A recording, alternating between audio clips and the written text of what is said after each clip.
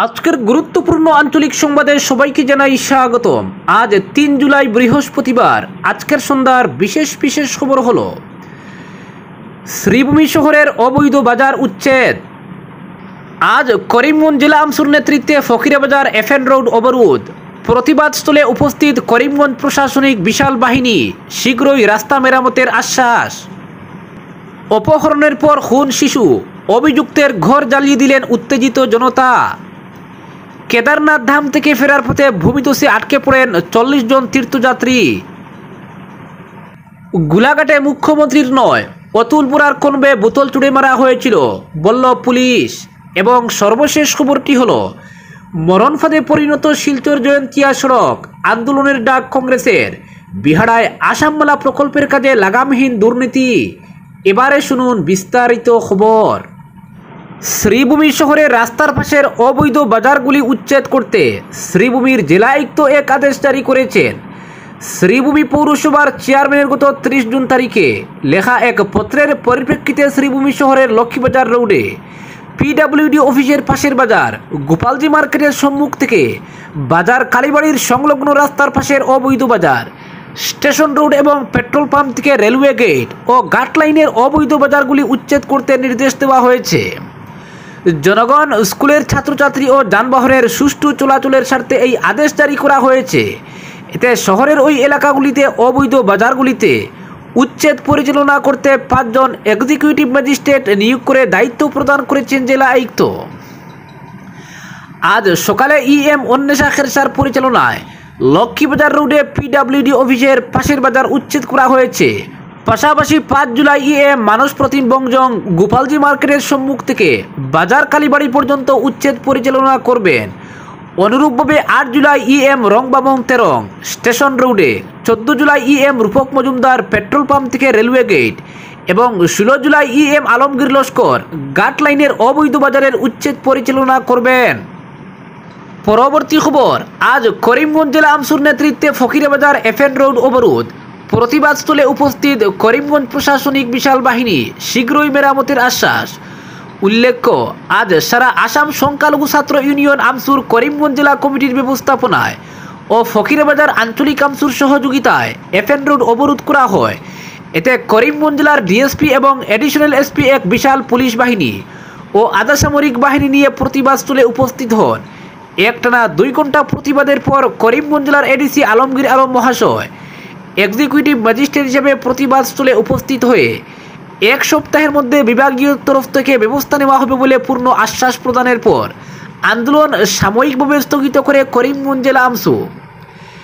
আজ সংগঠনের কর্মকর্তারা সংবাদ মাধ্যমকে জানান, যদি ১ সপ্তাহের মধ্যে ফকিরাবাজার এফএন রোডের কাজ আরম্ভ করা না হয় তবে তারা গণতান্ত্রিক পদ্ধতিতে বৃহত্তর ফকিরাবাজার এলাকার স্থানীয় জনতাকে নিয়ে অনির্দিষ্টকালীন অবরোধে বসবে করিমগঞ্জ জেলা আমসু। আজ কার্যসূচিতে সংগঠনের পক্ষ থেকে আন্দোলনে অংশগ্রহণ করেন কেন্দ্রীয় আমসুর সাংগঠনিক সম্পাদক কাজী সাদিক আক্তার, প্রচার সম্পাদক মাওলানা জমির উদ্দিন, করিমগঞ্জ জেলা আমসুর সভাপতি মাওলানা বাহারুল ইসলাম, সাধারণ সম্পাদক সালমান আহমেদ ও আফজল হোসেন তাফাদার, সহ সভাপতি মাহমুদ হোসেন, সহ সম্পাদক মোহাম্মদ আবদুল্লাহ ও জাহান আহমেদ চৌধুরী, উপদেষ্টা আবু সুফিয়ান, সহ সম্পাদক শহীদ আহমেদ পাটিকর, সহ সভাপতি ইয়াহিয়া আহমদ প্রমুখ।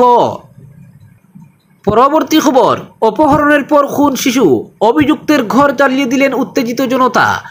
৮ বছরের শিশুকন্যাকে অপহরণ করে হত্যা করার ঘটনায় উত্তপ্ত পরিস্থিতি সৃষ্টি হয়েছে বরপেটার কামারপাড়া গ্রামে। শিশুটিকে ২৯ জুন অপহরণ করা হয়। অপহরণকারী শিশুর পরিবারের কাছ থেকে ১ লক্ষ টাকা মুক্তিপণ দাবি করে অপহরণকারী শিশুর বাড়ির পাশে মুক্তিপণের দাবি জানিয়ে একটি লিখিত নোট রেখে দেয়। ঘটনার বিবরণ জানিয়ে শিশুর পরিবার থানায় একটি এজাহার দায়ের করেছে। মজিদুল ইসলাম নামক এক ব্যক্তিকে আটক করেছে পুলিশ।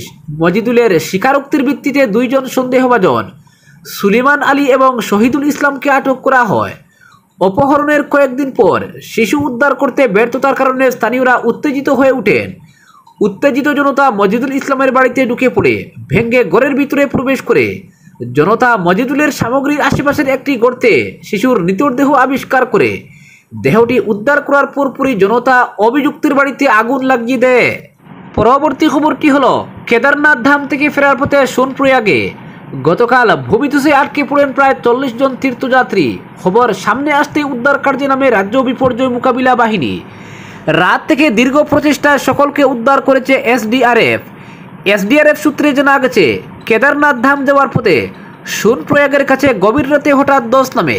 সেই রাস্তা দিয়ে গতকাল রাত 10টা নাগাদ কেদারনাথ ধাম থেকে ফিরে আসা 40 জনেরও বেশি তীর্থযাত্রী আটকা পড়েন। পরে এসডিআরএফ তাদের উদ্ধার করে। কর্মকর্তারা বলছেন, টানা ভারী বৃষ্টিপাতের ফলে ভূমিধসের ঘটনা ঘটেছে, যার ফলে ট্রেকিং রুটে প্রচুর পরিমাণ বোল্ডার পাথর পড়েছে। কেদারনাথ যাত্রার রাস্তায় বাধার সম্মুখীন হতে হচ্ছে তীর্থযাত্রীদের। পরবর্তী খবর, গোলাঘাটে মুখ্যমন্ত্রীর নয়, অতুল বোরার কনভয়ে বোতল ছুড়ে মারা হয়েছিল বলল পুলিশ। রাজ্যব্যাপী তুলপাড় হওয়া গোলাঘাট বিক্ষোভের ঘটনাটি এখন ভিন্ন মোড় নিচ্ছে। সরকারি ভাষ্যমতে সেদিন বিক্ষোভ চলাকালীন চূড়া প্লাস্টিকের বোতলটি মুখ্যমন্ত্রী হিমন্ত বিশ্ব শর্মার গাড়ি বহরে নয়, বরং কৃষিমন্ত্রী অতুল বোরার কনভয়ে নিক্ষেপ করা হয়েছিল। 30 জুন গোলাঘাট থানার ভারপ্রাপ্ত কর্মকর্তা তথা পুলিশ পরিদর্শক মিন্টু হান্ডিকের একটি চিঠিতে বলা হয়েছে, 29 জুন গোলাঘাট জেলা ক্রীড়া সংস্থার ইনডোর স্টেডিয়ামের কাছে মন্ত্রী বোরার কনভয়ে পৌঁছার সময় এই ঘটনা সংঘটিত হয়। চিঠিতে থানার ইনচার্জ উল্লেখ করেছেন, আন্দোলন কর্মসূচি চলাকালীন দুপুর 1:20 মিনিটে রাস্তার পাশে অবস্থিত কংগ্রেস ভবন থেকে কিছু দুর্বৃত্ত মন্ত্রী অতুল বোরার কনভয় লক্ষ্য করে একটি সবুজ রঙের প্লাস্টিকের বোতল ছুড়ে মারে। বোতলটি AS01 GF 6600 নম্বরের কিয়া গাড়িতে পড়েছিল।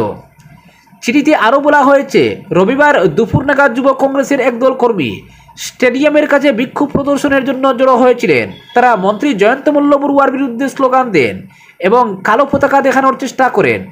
তাদের কাছ থেকে 8টি কালো পতাকা বাজেয়াপ্ত করা হয়। তারা রাস্তায় নেমে বিক্ষোভ প্রদর্শন এবং ফুটেজ রয়েছে পুরো ঘটনার। কিন্তু মুখ্যমন্ত্রীর গাড়ির পরিবর্তে বোতলটি মন্ত্রী অতুল বোরার গাড়িতে গিয়ে পড়ে। কোনো ধরনের ক্ষতি না হলেও পুরো ঘটনাটি যে পূর্ব পরিকল্পিত সেটা স্পষ্ট। রীতিমতো আলোচনা করেই মুখ্যমন্ত্রীর কনভয়ে বোতলটি ছোড়া হয়েছিল। সৌভাগ্যক্রমে কোনো ক্ষতি না হলেও মুখ্যমন্ত্রীর নিরাপত্তার বিরুদ্ধে এ ধরনের ঘটনা বড়সড় অপরাধমূলক ষড়যন্ত্র।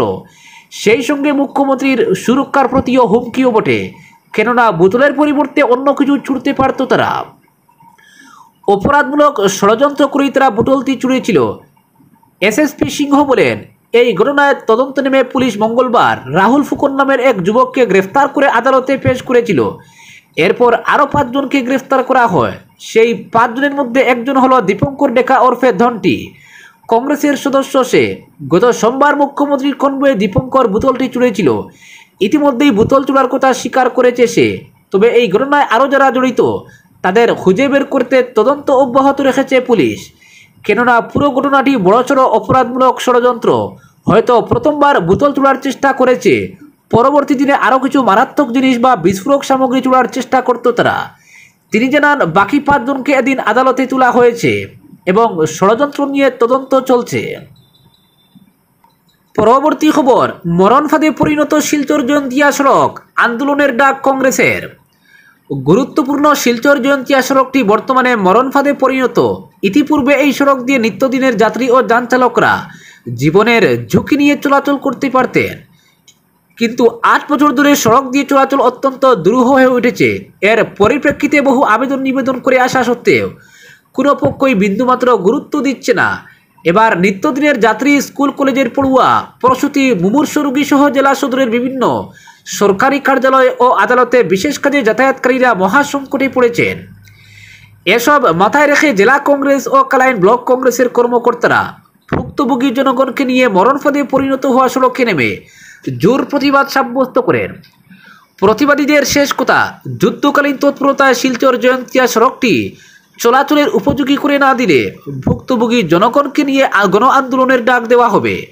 জেলা কংগ্রেসের সাধারণ সম্পাদক সন্দীপ দাস, কালাইন ব্লক কংগ্রেসের বলিষ্ঠ কর্মী দীপন রায়, জাকির হোসেন খান, নবদীপ দাস, বিশিষ্ট সমাজসেবী হীরেশ দাস, রাজেশ সিংহ, গোপাল সিনহা, মুরারি শর্মা, দীপা দেব, বাহারুদ্দিন, সুমন দাস প্রমুখ ঠিকাদারের জনবিরোধী নীতির বিরুদ্ধে গর্জে ওঠেন। তারা সংবাদ মাধ্যমকে জানান, ব্রিটিশ আমল থেকে শিলচর জয়ন্তিয়া সড়ক দিয়ে পশ্চিম শিলচর সহ আসাম মেঘালয় সীমান্তের মালিডহর থেকে প্রতিদিন হাজার হাজার মানুষ জেলা সদরের অফিস আদালতে বিশেষ কাজে যাতায়াত করতেন।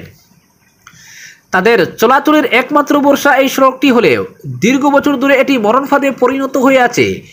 এই বেহাল সড়কটি নিত্যদিনের যাত্রীদের চলাচলের উপযোগী করে দিতে দীর্ঘদিন ধরে প্রচুর আন্দোলন আবেদন নিবেদন করা হয়েছে, কিন্তু এসব দাবিতে বিন্দুমাত্র গুরুত্ব না দেওয়ার অভিযোগ রয়েছে। এলাকার অভিভাবকদের অভিযোগ, তাদের স্কুল কলেজে পাঠরত ছেলে মেয়েদের শিক্ষার অধিকার থেকে বঞ্চিত করে অন্ধকারে ঠেলে দেওয়া হচ্ছে। কারণ বেহাল রাস্তার জন্য স্কুল কলেজে নিয়মিত যাতায়াত করতে না পারায় অনেকে পড়াশোনা ছাড়তে বাধ্য হচ্ছে। এলাকার ভুক্তভোগীদের মতে লাগাতার আন্দোলন ছাড়া সড়কটির সংস্কার হবে না, তাই তারা আন্দোলনের পথ বেছে নিতে বাধ্য হচ্ছেন। অভিযোগ মতে কয়েক মাস থেকে সড়কটির অবস্থা বিভৎস। এক পশলা বৃষ্টি হলেই যান চলাচল দূর, পায়ে হেঁটে চলা মুশকিল হয়ে দাঁড়ায়। সবচেয়ে শোচনীয় অবস্থা কাটিগুড়া বিধানসভা কেন্দ্রের অন্তর্গত খাম্বার বাজার, বাবুর বাজার, বিহার বাজার ইত্যাদি এলাকায়। এখানে সড়ক জুড়ে 2-3 হাত পরপর পুকুর সম গর্ত। আজকের বিশেষ সংবাদ এখানেই সমাপ্ত।